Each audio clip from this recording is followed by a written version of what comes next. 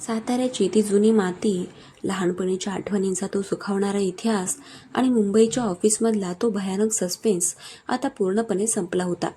मंदारच्या वांद्रे येथील त्या अवाढव्य समुद्राभिमुख अपार्टमेंटमध्ये आता फक्त आणि फक्त रिमझिम पावसाचा मंद आवाज आणि त्या दोघांच्या श्वासांची ऊब रेंगाळत होती.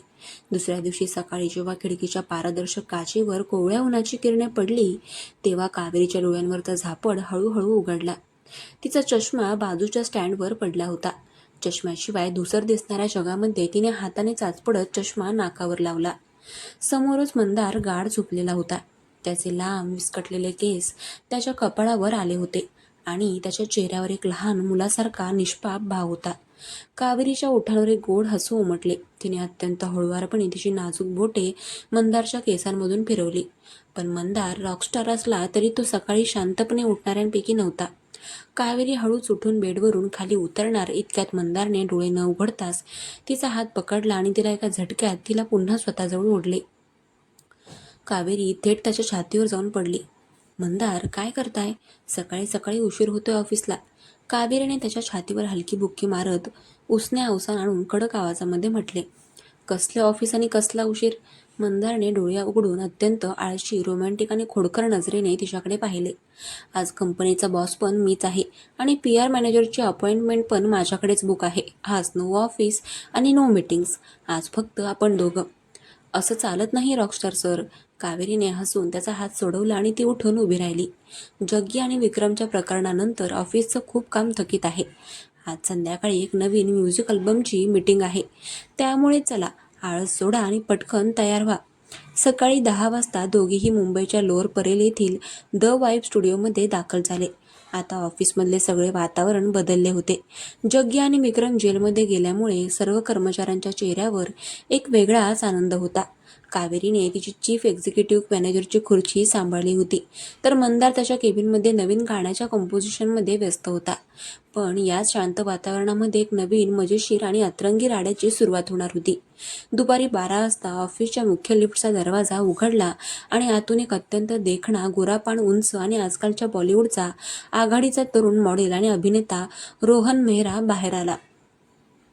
रोहन हा मंदारच्या नवीन गाण्याच्या म्युझिक व्हिडिओमध्ये मुख्य अभिनेता म्हणून काम करणार होता. कावेरीनेच त्याच्या या प्रोजेक्टसाठी निवड केली होती. रोहन अत्यंत स्टायलिश कपड्यांमध्ये गळ्यामध्ये गॉगल लटकवून थेट कावेरीच्या केबिनमध्ये शिरला. Hi beautiful manager, I am Rohan. रोहनने अत्यंत फ्लर्टी आवाजामध्ये हसत कावेरीच्या पुढे हात केला. कावेरीने व्यावसायिक नात्याने हसून त्याच्याशी हँडशेक केला. हाय रोहन, मी कावेरी. प्लीज बसा. आपण नवीन म्युझिक व्हिडिओच्या कॉन्ट्रॅक्टबद्दल बोलूया. रोहन सोफ्यावर बसला, पण त्याचे संपूर्ण लक्ष कामापेक्षा जास्त कावेरीच्या त्या साध्या पण आकर्षक रूपावर होते. बॉस, मी खूप PR मॅनेजर्स पाहिल्यात, पण तुझ्यासारखी ब्युटी विथ ब्रेन मी पहिल्यांदाच बघतोय. तुझा हा गोल चष्मा आणि साधेपणा, माय गॉड, एकदम किल्लर आहे. रोहनने अत्यंत मोकळेपणाने पण थोडे जास्त जवळसारखं तिचे कौतुक केले. कावेरीला हलकेच लाजवायला झाले, पण ती हसून म्हणाली, थँक्स रोहन, पण आपण आधी स्क्रिप्ट. नेमक्या त्याचवेळी कावेरीच्या केबिनचा काचेचा दरवाजा जोरात उघडला. हातात कॉफीचा मग घेऊन मंदार केबिनमध्ये आला होता. पण समोरचे दृश्य पाहून मंदारच्या हातातला कॉफीचा मग हवेतच तबकला. रोहन कावेरीच्या अगदी जवळ बसून तिला हसून काहीतरी सांगत होता आणि कावेरीही हसत होती. मंदारच्या आतल्या आत रॉकस्टारचा पहारा एका सेकंदामध्ये 100वर गेला. त्याच्या पोटामध्ये ती हळवी जळजळीत आणि आतोनात जेलसी उफाळून आली. ज्या कावेरीला साताऱ्याच्या चिखलातून उचलून पाठीवर हंटरचे वार झेलून त्याने मिळवले होते, ती आज या कुठल्याशा नवख्या चॉकलेट बॉय अभिनेत्यासोबत हसून बोलत होती. मंदारने त्याचा नेहमीचा कूल अवतार बाजूला सारला. तो अतिशय ताठ मानाने मोठा रुबाब दाखवत चालत आतमध्ये आला आणि त्याने रोहन व कावेरीच्या अगदी मध्ये टेबलवर ठोकून कॉफीचा मग ठेवला. कोणाचं कौतुक सोहळा चाललाय इथे? मंदारने रोहनकडे अत्यंत खुणशी, विषारी नजरेने पाहत विचारले. रोहन उठून उभा राहिला. अरे रॉकस्टार मंदार सर, हाय, मी रोहन मेहरा. मी तुमच्या गाण्याचा म्युझिक व्हिडिओ करतोय आणि मी कावेरीला सांगत होतो की तिची चॉईस खूप ऑसम आहे. कावेरी मॅडम म्हणा त्यांना. रोहन, मंदारने कडक आवाजामध्ये दुरुस्त केले. आणि कावेरीची चॉईस खरंच खूप ऑसम आहे, म्हणूनच तिने मला पसंत केलंय. आय मीन माझ्या गाण्याला पसंत केलंय. मंदारने घाईघाईने वाक्य सावरले, पण त्याच्या डोळ्यांमधील ती जळफळाट कावेरीला स्पष्ट दिसत होती. कावेरीला मंदारचा हा बालिश आणि जळणारा अवतार पाहून आतून प्रचंड हसू येत होते. तिने चष्म्याच्या मागून डोळे मिचकावले आणि मंदारची अजून थोडी जिरवण्यासाठी रोहनला साथ द्यायचे ठरवले होते. अरे नाही मंदार, रोहन खूप छान बोलतोय आणि रोहनच्या या नवीन लुकमुळे आपल्या म्युझिक व्हिडिओला खूप चांगला प्रतिसाद मिळेल. रोहन, तुझी बॉडी आणि फिटनेस खरंच खूप भारी आहे. कावेरीने रोहनकडे बघून मुद्दाम जास्त कौतुक केले. रोहन शेकावून म्हणाला, थँक्स कावेरी, मी रोज जिममध्ये 3 तास घालवतो. हे ऐकताच मंदारने स्वतःच्या दंडाकडे पाहिले. साताऱ्यामध्ये भुईमुगाच्या गोण्या उचलून आणि शेण भरून त्याचे हात अधिकच कडक झाले होते. पण रोहनच्या समोर स्वतःला कमी दाखवणे रॉकस्टारला मंजूर नव्हते. 3 तास जिम? मंदारने उपहासाने हसत स्वतःची छाती पुढे गेली. अहो रोहन सर, जिमला जाणे सोपे असते. साताऱ्याच्या शेतामध्ये ताजी मेथी उपटणे आणि विहिरीचं पाणी काढणे याला खरी ताकद लागते. त्या डंबल्स उचलण्याने खरी बॉडी बनत नाही. रोहन गोंधळला. मेथी? विहिरीचं पाणी? सर तुम्ही काय बोलताय? काही नाही रोहन, तुम्ही मीटिंग चालू ठेवा, कावेरीने हसून सांगितलं आणि मंदारकडे वळून म्हणाली, मिस्टर मंदार, आपली मीटिंग चालू आहे. तुम्ही तुमच्या केबिनमध्ये जाऊन गाण्याचा रियाज करू शकता का प्लीज? मंदारचे तोंड भयंकर वाकडे झाले. कावेरी त्याला केबिनमधून बाहेर जाण्यास सांगत होती आणि त्या चॉकलेट बॉयला बसून ठेवत होती. मंदार संतापाने आणि जळफळाटाने तिथून बाहेर पडला, पण तो त्याच्या केबिनमध्ये गेला नाही. तो केबिनच्या बाहेर काचेच्या तावदानापाशी उभा राहून आतमध्ये काय चाललंय यावर बारीक लक्ष ठेवून होता. दुपारी 2 वाजता लंच टाईम झाला. कावेरीने साताऱ्याहून आणलेला तो पिठलाचा डबा आपल्या टेबलवर उघडला. तितक्यात रोहन तिथून जात होता. What is this spicy smell? Wow Kaveri, हे काय आहे? हे साताऱ्याचं गावरान पिठलं आणि भाकरी आहे. माझी आई खूप छान बनवते, कावेरी म्हणाली. Can I taste it? रोहनने विचारले. कावेरीने त्याला भाकरीचा एक लहान तुकडा देणार इतक्यात मागून मंदारने एका झटक्यात येऊन तो भाकरीचा तुकडा रोहनच्या हातातून हिसकावला आणि थेट स्वतःच्या तोंडामध्ये टाकला. सॉरी रोहन, हे पिठलं भाकरी खूप स्पायसी असतं. तुझ्यासारख्या नाजूक कलाकारांचे पोट खराब होईल. या साताऱ्याच्या अन्नावर फक्त माझाच अधिकार आहे. मंदारने मोठा घास तोंडामध्ये कोंबत रोहनकडे पाहत सांगून टाकले. कावेरीने कपाळावर हात मारला. रोहन बिचारा, ओके ओके सर, असे म्हणत त्याने मान हलवून पळून गेला. आता केबिनमध्ये फक्त मंदार आणि कावेरी उरले होते. मंदारचे दोन्ही गाल पिठल्याने भरलेले होते आणि तो अत्यंत रागाने कावेरीकडे बघत होता. मंदार, काय बालिशपणा आहे हा? कावेरीने हसत हात बांधून विचारले. तुम्ही त्या बिचारा रोहनशी असे का वागताय? तो फक्त आपला कलाकार आहे.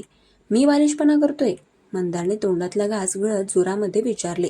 तू त्या रोहनशी कशी हसून हसून बोलत होतीस? तुझी बॉडी खूप छान आहे, तुझं बोलणं खूप आवडतं. माझ्या साताऱ्यातल्या कष्टांची काहीच किंमत उरली नाहीये का तुला? मी तुझ्यासाठी शेण उचललं, चिखलात मार खाल्ला आणि तू त्या 3 तास जिममध्ये जाणाऱ्या ढेकळाचं कौतुक करतेस? मंदारची ही हळवी, अत्यंत रोमॅन्टिक आणि निष्पाप जेलसी पाहून कावेरीचं मन पूर्णपणे भरून आलं.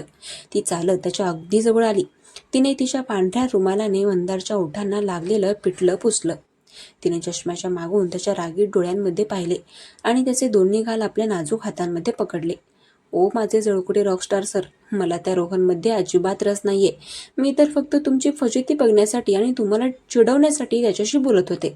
मंदारचा संताप एका सेकंदामध्ये अर्धा झाला. खूप वाईट आहेस तू, कावेरी. माझी परीक्षा घेतेस?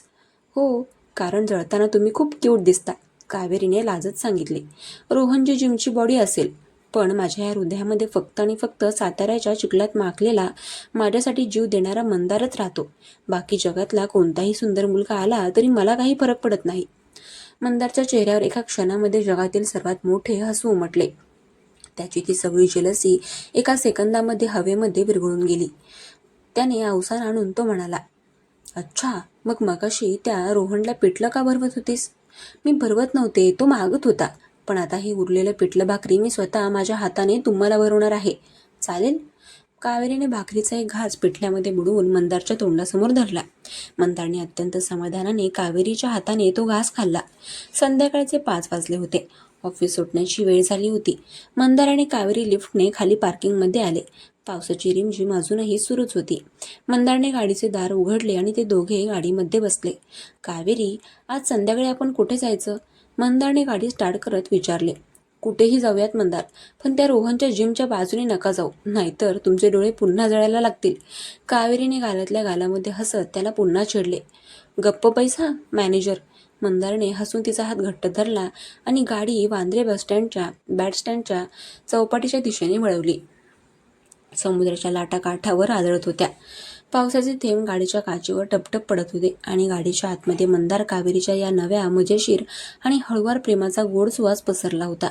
नात्यातली दुश्मनी संपली होती आणि आता रोज नवीन गमती-जमती, गोड भांडणे आणि अथांग प्रेमाने भरलेला त्यांचा हा प्रवास सुखाने पुढे जात होता. वांद्रे बँडस्टँडच्या चौपाटीवर गाडी उभी होती. खिडकीबाहेर समुद्राच्या मोठ्या लाटा खडकांवर आदळत होत्या आणि पावसाची रिमझिम काचेवरून घसरत होती.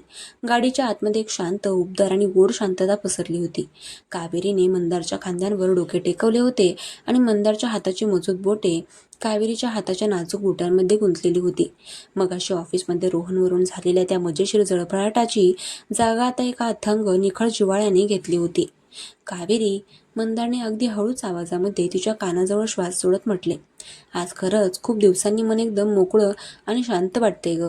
असं वाटतंय की आयुष्यातले सगळे वादळ, सगळे कॉर्पोरेट ड्रामे आणि तो संशयाचा काळ मागे सोडून आपण खूप लांब निघून आलोय. कावेरीने हलकेच डोके वर केले आणि नाकावरचा चष्मा स्थिर करत मंदारच्या ओल्या, शांत चेहऱ्याकडे पाहिले. तिच्या डोळ्यांमध्ये एक गोड खोडकरपणा चमकला. हो रॉकस्टार सर, वादळ तर आता शांत झाले, पण तुमची ती रोहनला पाहून होणारी जेलसी बघून मला वाटलं की साताऱ्याचा तो पिसाळलेला वाघ पुन्हा एकदा जागा झालाय की काय. अगं तू पण ना त्या चॉकलेटी मुलाचं मुद्दाम कौतुक करत होतीस. मंदारने थोडे तोंड वाकडे करत खोट्या रागाने तिची कंबर आपल्या जवळ ओढत म्हटले. आणि कोण तो 3 तास जिममध्ये जाऊन डंबल्स उचलणारा?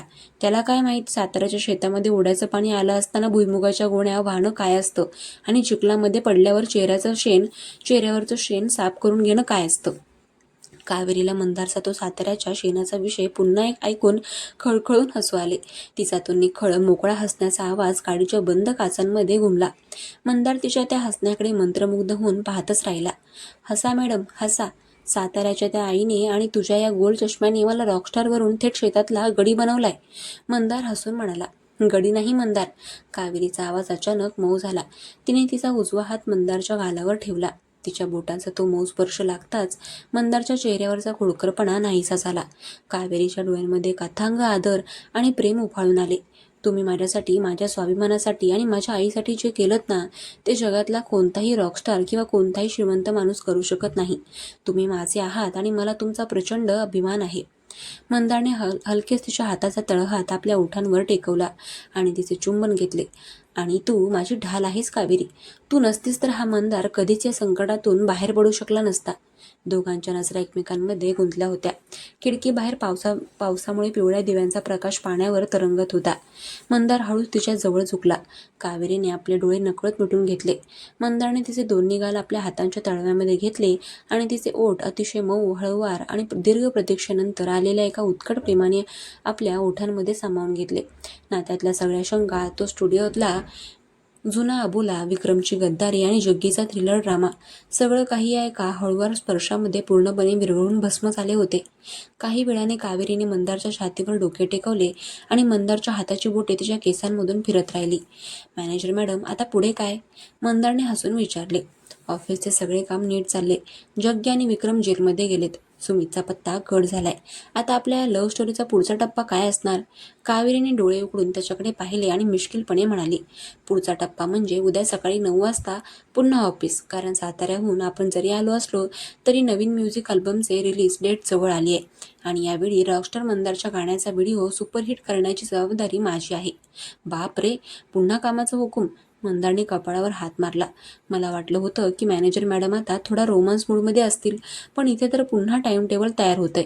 रोमांस तर चालूच राहील सर, पण काम आधी. कावेरीने नाकावर चष्मा नीट करत हुकूम सोडला, पण तिच्या चेहऱ्यावरचा लाजळू ओलावा सांगत होता की ती आता त्याच्यापासून कधीच दूर जाणार नव्हती. मंदारने गाडीचा गिअर टाकला आणि गाडी चौपाटीवरून पुन्हा वांद्रे येथील त्यांच्या घराच्या दिशेने वळवली. पाऊस आता पूर्णपणे ओसरला होता आणि मुंबईच्या रस्त्यांवर एका शांत, आल्हाददायक वातावरणामध्ये पसरले होते. दुसऱ्या दिवशी सकाळी द वाईफ ऑफिसमध्ये नेहमीसारखी धावपळ सुरू झाली. पण यावेळी ऑफिसमध्ये एक वेगळी सकारात्मक ऊर्जा होती. कर्मचारी हसतमुखाने काम करत होते. कावेरी तिच्या केबिनमध्ये बसून नवीन प्रोजेक्टची फाईल पाहत होती, तर मंदार त्याच्या केबिनमध्ये गिटार घेऊन नवीन गाण्याची धून कंपोज करत होता. रोहन मेहरा कालच्या प्रसंगावरून शिकला होता, त्यामुळे त्याने कावेरीशी फक्त व्यावसायिक नात्यानेच संवाद ठेवला होता. मंदार जेव्हा केबिनमधून बाहेर यायचा तेव्हा रोहन गुपचूप बाजूला व्हायचा. हे पाहून कावेरीला आतून प्रचंड हसू यायचे. दुपारी लंच टाईममध्ये मंदार कावेरीच्या केबिनमध्ये आला. त्याच्या हातामध्ये 2 कॉफीचे कप होते. त्याने एक कप कावेरीच्या समोर ठेवला आणि स्वतः तिच्या टेबलवरच बसला. "काय का मॅनेजर मॅडम, आज काही जुनी फाईल किंवा नवी सस्पेन्स नाही ना उघडा झाला?" मंदारने कॉफीचा घोट घेत विचारले. कावेरीने हसून मान हलवली. "अजिबात नाही मंदार, सगळे रस्ते क्लिअर आहेत. भूतकाळ स्पष्ट झालाय आणि वर्तमान सुंदर आहे आणि भविष्य मी तुझ्यासोबत लिहीन." मंदारने तिचे वाक्य पूर्ण केले आणि तिच्या हातातील कॉफीचा कप बाजूला ठेवून तिचा हात आपल्या हातामध्ये घेतला. साताऱ्याच्या त्या धुक्यातून आणि चिखलातून सुरू झालेली ही कथा आता एका परिपूर्ण, सुरक्षित आणि हसऱ्या वळणावर आली होती. नात्यातील विश्वासाची वीण आता इतकी घट्ट झाली होती की जगातली कोणतीही ताकद ती तोडू शकत नव्हती. कावेरीची प्रॅक्टिकल बुद्धी आणि मंदारचे निखळ प्रेम यांनी एकत्र येऊन साताऱ्याच्या मातीमध्ये पेरलेले प्रेमाचे रोप आता एका सुंदर वृक्षामध्ये बदलले होते आणि त्यांचा हा प्रवास असाच आनंदाने, गोड भांडणांनी आणि अथांग प्रेमाने पुढे चालू राहणार होता.